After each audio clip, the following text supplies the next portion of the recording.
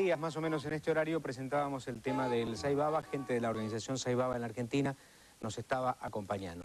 El tema, sin duda alguna, prendió nuestra audiencia, sentimos la repercusión que había tenido. Es por eso que estamos inscribiendo el segundo capítulo de El Sai Baba en nuestro programa, y a lo mejor puede ser también que no sea el último. Para el segundo capítulo nos acompaña el señor Martín Caparrós, escritor, periodista, autor de Dios mío, un libro que refleja un viaje tuyo a la India. Es un viaje por la India en el cual una parte significativa del libro es una indagación, un intento de entender un poco cómo es el fenómeno del Sai Baba. ¿Sí? ¿Y la otra parte del libro? La otra parte del libro es un recorrido por distintos lugares de la India, un poco en función de ese interés por el tema de la creencia en general, el tema de por qué tanta gente necesita creer en algo para sobrevivir a este mundo, ¿no? Bien. Otro de los invitados es el señor Juan Ríos, misionero internacional. Misionero internacional. Usted es evangelista. Soy evangelista. ¿Y cuál es su misión como misionero internacional? La misión mía en el tema por la cual estoy yo a cabo, o la misión mía en general, de lo que hago yo en el mundo. ¿Qué hace usted? ¿Qué hace usted? En el mundo vamos a los países pobres donde necesitan una ayuda humanitaria, por ejemplo, como en el campo de refugiados de Ruanda, los países pobres como India, hemos estado últimamente en Cuba, y visitamos los países donde realmente la gente necesita una orientación. Bien. Y donde podemos tender una mano. ¿Usted estuvo en la India? Estuve en la India. ¿Usted conoció el Sai Baba? Si bien no estuve en el centro de Sai Baba, conozco cómo se mueven estos gurús y cómo ellos toman las creencias de las mentes de las personas para confundirlas. Bueno, de todo esto vamos a hablar. Y por último, el señor Alberto Dib, de la Fundación SPES, Servicio para el Estudio de las Sectas. Sí. ¿Esto de quién depende? La Fundación SPES funciona, no depende orgánicamente ni administrativamente de nadie, aunque sí tiene relación cercana con la Iglesia Católica. La mayoría de sus miembros somos católicos, pero también los hubo colaboradores de diferentes religiones, ya sean judíos, anglicanos, metodistas, un presbiteriano también.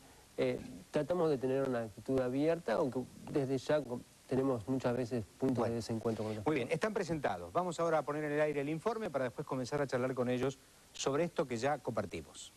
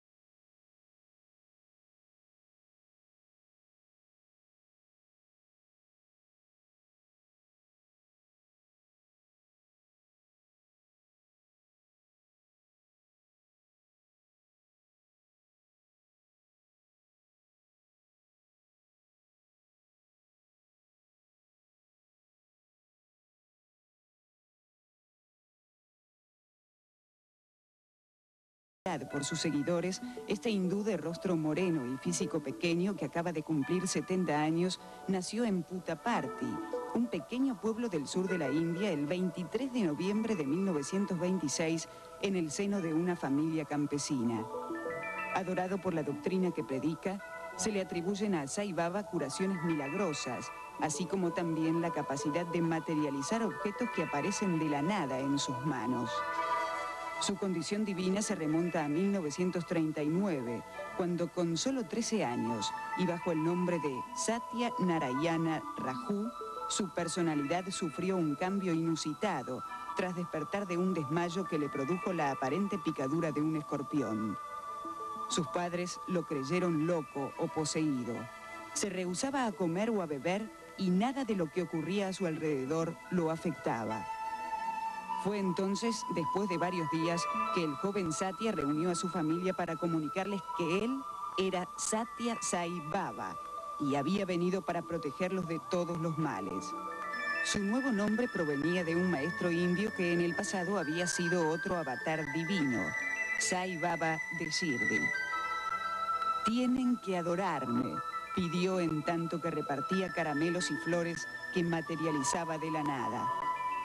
A partir de ese momento, centenares de peregrinos fueron llegando a Puttaparthi para conocer al joven Dios y presenciar sus milagros.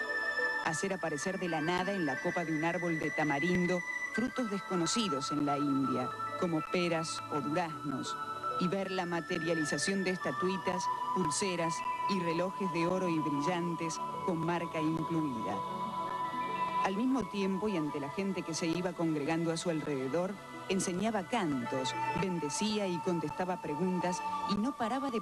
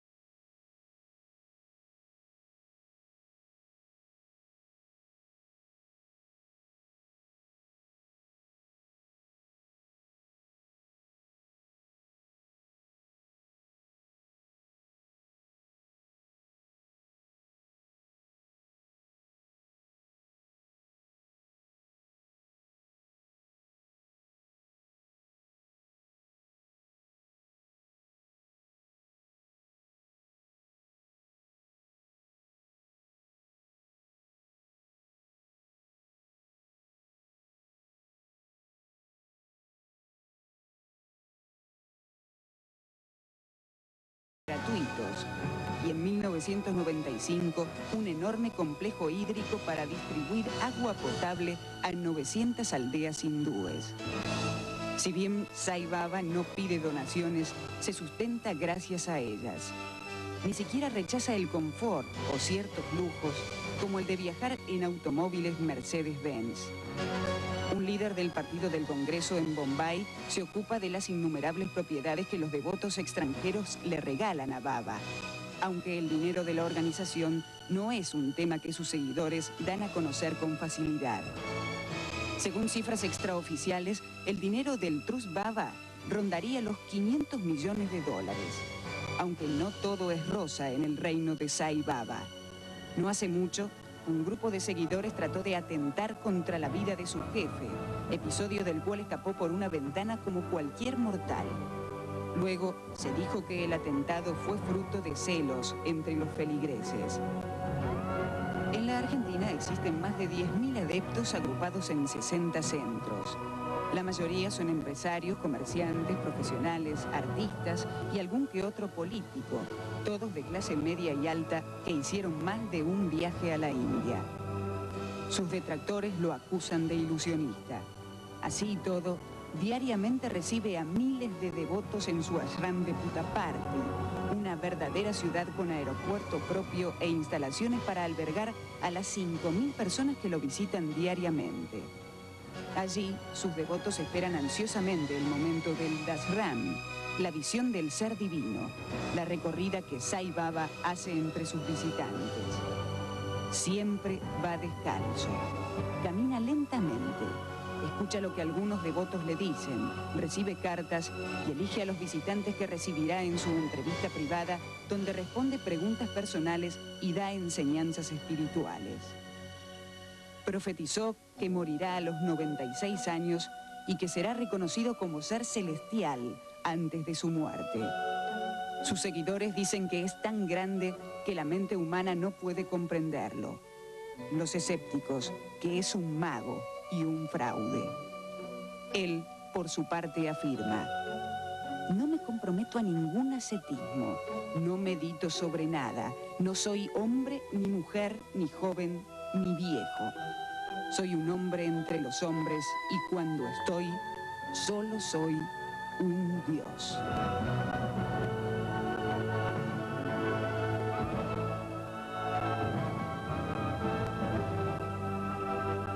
del epígrafe del informe, ¿líder espiritual o ilusionista? ¿Qué te llevó a la India, Caparrós?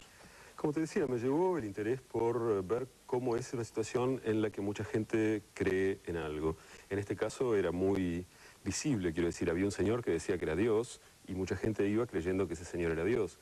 Supongo que si yo hubiera vivido en el año, qué sé yo, 10 antes de Cristo o así, hubiera ido, no, en el año 10 después de Cristo hubiera ido a Palestina a ver cómo era ese señor que también decía que era Dios y en el que mucha gente creía. Es curiosidad por la creencia. Hay mucha gente que ha llegado ahí y dice que se ha sacudido espiritualmente, que se ha conmocionado y más. ¿A vos te pasó algo de eso? No, a mí no me pasó nada de eso. Yo, bueno, vi cosas muy, muy interesantes que realmente me hicieron tener la sensación de que había valido la pena ir hasta ahí, pero nada en fin, que me sacudiera espiritualmente. ¿Estuviste en el umbral de poder entrar a estar en el contacto con el Sai Baba? Sí, lo vi durante un mes, todos los días, en esas recorridas públicas que hace cuando da darshan, como decía el informe. Nunca pude hablar con él, pero en fin, es algo que nos pasa a casi todos. Hablar con Dios es muy difícil. Está bien. Ríos, usted me decía recién que el Sai Baba es una secta. ¿Me lo podría explicar en pocas palabras por qué siente usted que es una secta? Cuando, según tenemos entendido, el Sai Baba no desalienta ninguna creencia religiosa. Bueno, yo lo que le puedo asegurar es algo sobre el libro de la vida que nosotros tenemos como pueblo cristiano, como somos una nación cristiana. Argentina es un pueblo cristiano, y que muchos quieren hacerse pasar por Dios cuando solamente un solo Dios vino a esta tierra y fue Jesucristo. Yo le quisiera leer un pasaje de la Biblia para poder desenmascarar todo este tema de conversación, porque mis palabras no sirven, pero lo que está escrito en la palabra de Dios, que es la Biblia, y dice así. No quiero ser irrespetuoso, pero ¿cuánto me va a llevar? Un segundo. Ah. Respondió Jesús y dijo: mirad que nadie os engañe, porque vendrán muchos en mi nombre diciendo, yo soy el Cristo, y a muchos se engañarán. Entonces, si alguno te dijeren, mirad, aquí está el Cristo, o mirad, está allí el Cristo, no vayáis y no le creáis, porque se levantarán falsos engañadores y falsos Cristos que engañarán a muchos. Esta es la palabra de Jesucristo que nos dejó a un pueblo cristiano. Y vemos que a India nunca le faltan hombres que se levanten a querer hacerse pasar por Jesucristo. Son 99 millones de personas en aquel lugar, sí, y hay 33 millones de dioses. Quiere decir que por cada 3 indios hay un dios. Y ahí podríamos ver recién en el templo... ¿Cómo? Son 900 millones los indios, ¿no? ¿Cómo? Son 900 millones, no 99 millones.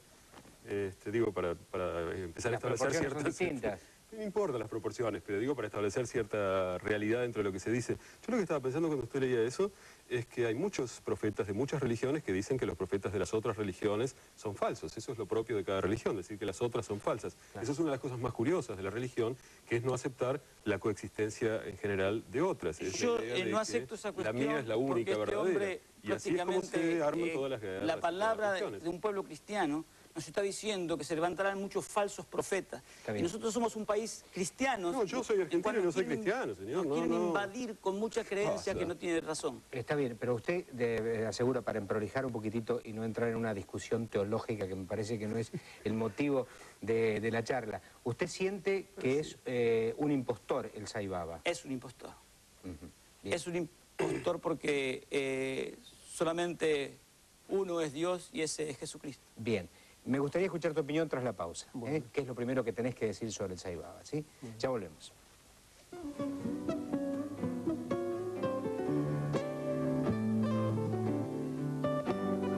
Tras la pausa, seguimos con Sai Baba.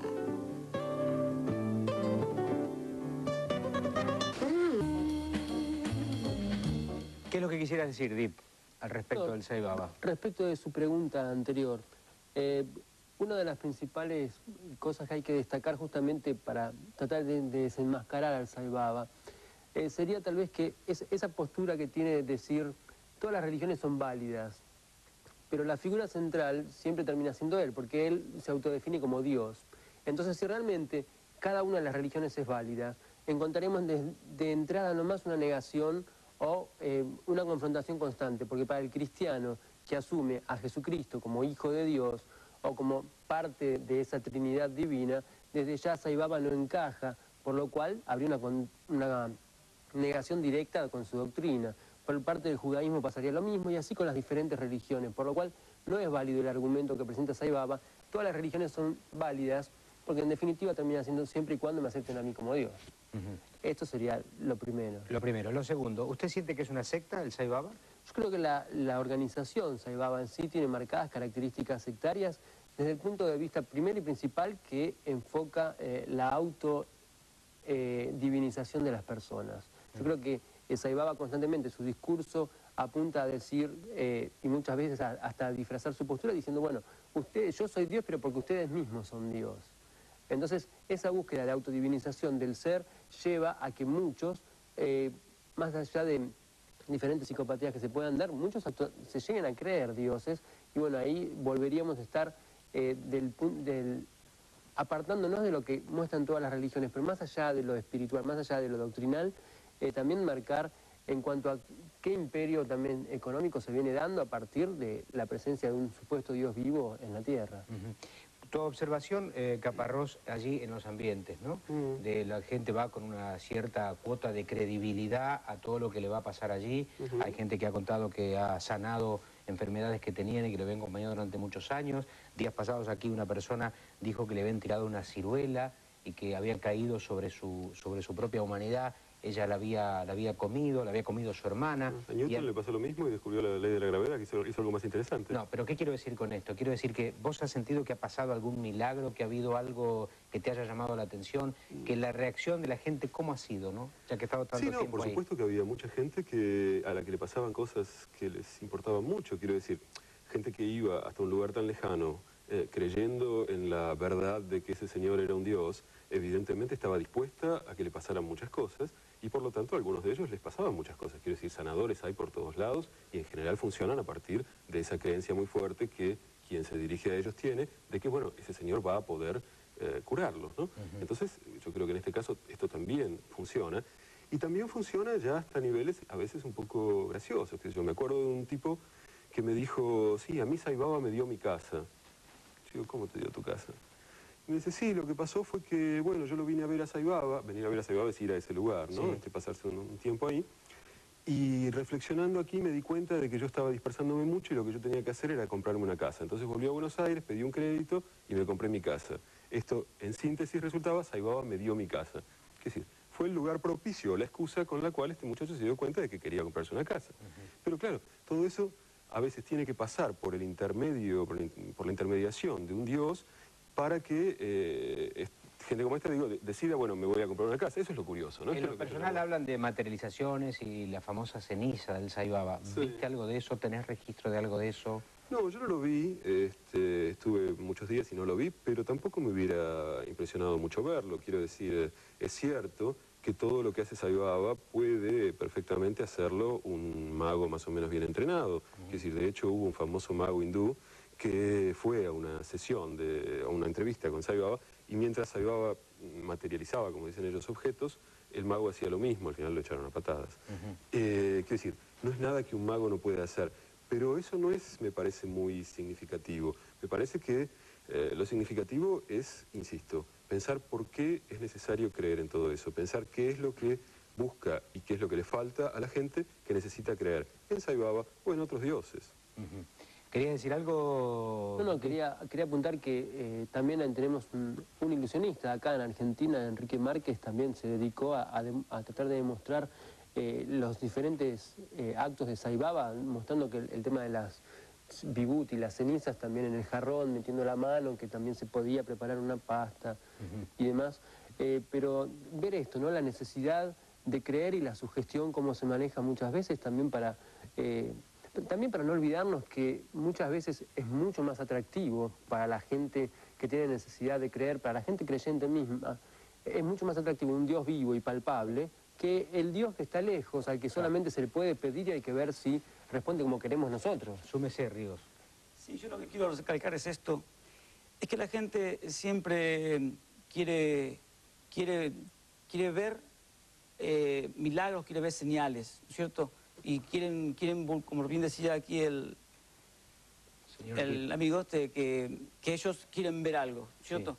Pero uno cuando va a India ve que el contorno de Sai Baba, todo alrededor donde está Sai Baba, es toda una miseria y toda una necesidad tremenda. Cuando él habla de paz, que materializa comida y materializa un montón de oro, cuando la gente en India se muere tiradas en las calles porque no tienen qué comer. A mí me ha tocado levantar niños que estaban muriendo en las calles y nadie los toca por la creencia que ellos tienen. Quiere decir de que es un hombre que habla de paz y hablan de amor, donde no hay ni paz ni amor en un país donde la religión que ellos tuvieron y metió a India en una profunda crisis que está viviendo, conviven con las ratas, duermen en las calles, la gente muere sin paz y desnutrida, y nos quieren inculcar una religión que nos va a servir a nosotros.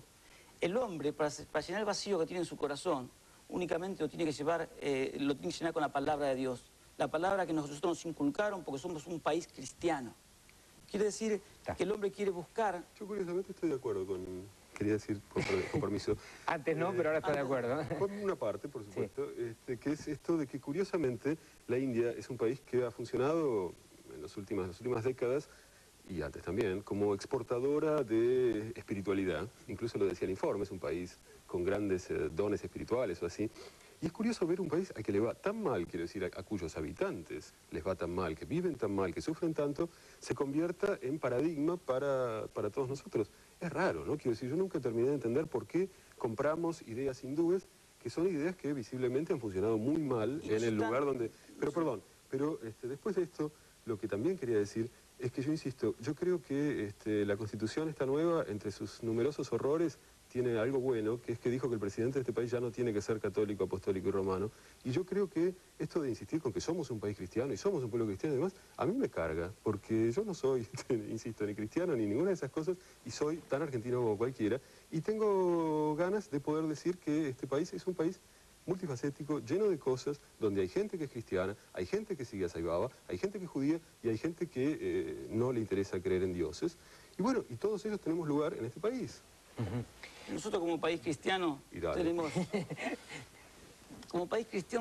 un orden establecido y es la palabra de Dios, por más que la quieran refutar. Está bien, digo, yo me gustaría que esto fuera tema, digamos, de otra discusión. Hoy hemos venido puntualmente a hablar del tema de Sai Baba. Me gustaría, estamos en los 3 minutos finales de la organización, ¿no? Porque hablamos de que un hospital con una clínica, un centro médico con una altísima tecnología. ¿Querés que te cuente? Sí. No, ese centro médico es curiosísimo porque está en el medio de un páramo, pero de un absoluto páramo, donde yo creo que a cientos de kilómetros a la redonda no hay un dispensario para atenderse de una gripe fuerte, pero ese es el centro de mayor complejidad de la India, porque Sai Baba quería tener el mejor hospital de la India.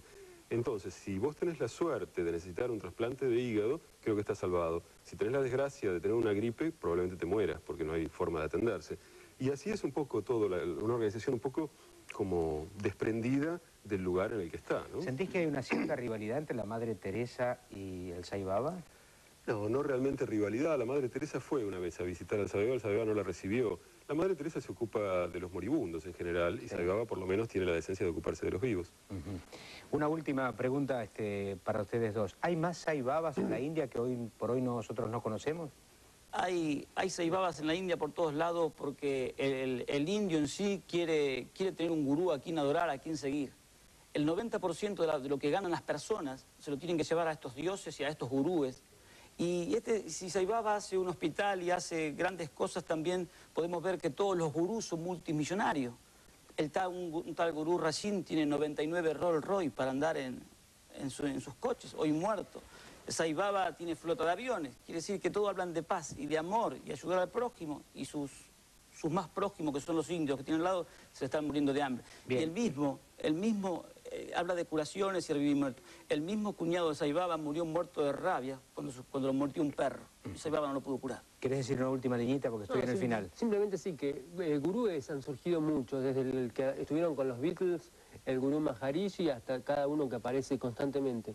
Lo importante es que realmente la gente, cada persona sepa vivir realmente su creencia, para que nadie se la pueda cambiar y mostrarle el camino equivocado si es que realmente son creyentes. Cada uno viviendo realmente su creencia, y aquel que no la tenga respetando, van a saber convivir en un mundo donde todos podemos estar mejor. Bueno, señores, gracias por la venida hoy al programa y por estos minutos que nos han dedicado. De su presencia y de su inteligencia y pensamiento. Gracias, Martín. Gracias, Río. Gracias, Ribe. Bueno, nos vamos hasta la próxima semana. Muchas gracias.